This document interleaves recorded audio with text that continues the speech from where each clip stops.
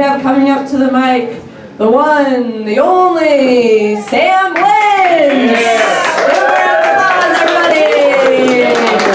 Bring him up! Thank you, Grace, for reminding me, because honestly, I'm too fucking high to write a set tonight.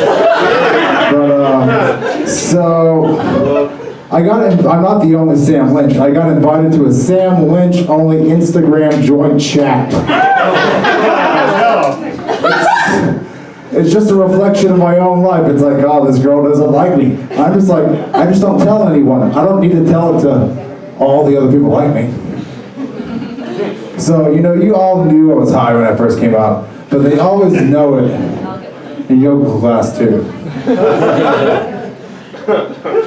It's like, Sam, you know, it's okay if you mess up doing a handstand. You just need to be sober when you try handstands. For insurance reasons. But fuck those hot yoga people.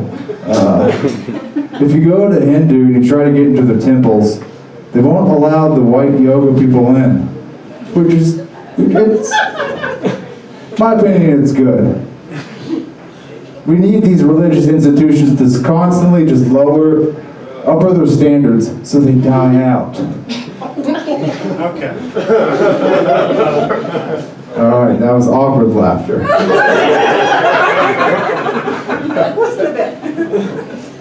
So yeah, you know, I work at the cathedral sometimes, and I saw this kid, this 4-year-old kid, walking up to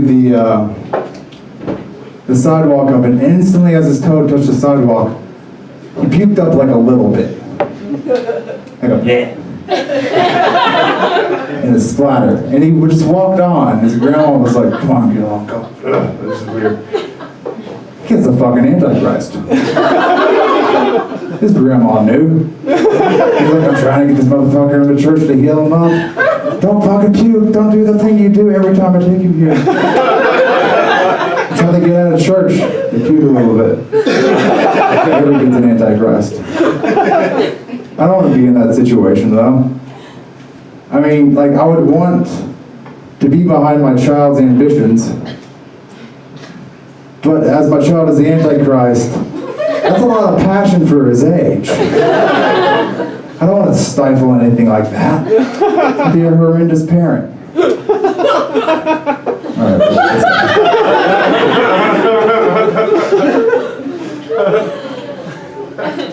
So I do Brazilian Jiu-Jitsu, stoned a lot. But honestly, it's just a man sitting on my chest and saying, hey Sandra, you're doing a great job. I did a Brazilian Jiu-Jitsu tournament once, high. And of course I was a little overweight because of, you know, I was high. Yeah. And I was like, okay, what am I going to do? I'm going to have to vomit into this trash can at this high school in Albuquerque. And this child who was just with his dad probably, was a, I don't know, a cop or something, I don't know, doing Brazilian Jiu-Jitsu. And he's just like, buddy, this is for a healthy thing. This is good for me. So I went on to the Jiu-Jitsu match, and it's kind of like bad sex, I imagine. A man takes me to the ground, and I hold his head between my legs, in the hold that I know always finishes him off. For 3 minutes. And it's exhausting. This guy has great cardio. He won't die. And I just look up at his face, his red, sweaty, awful, angry face. He just won't give up. And I'm like, I just want him to stop. But we shook hands. For 5 minutes we were going to do this. Sometimes friends.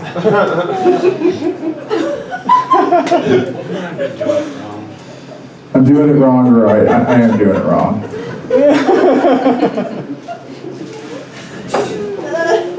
Alright, so, you know, I grew up playing sports a lot. And, no, I got into wrestling. I didn't grow up playing a lot of sports. I grew up playing a lot of sports out of college. We're Work it out, work it out. Run it through. Take your time, Sam. So in 1967, the National Basketball Association banned the slam dunk. Because all the white guys saw Kareem Abdul jump, and they were like, oh, actually, we can't do that.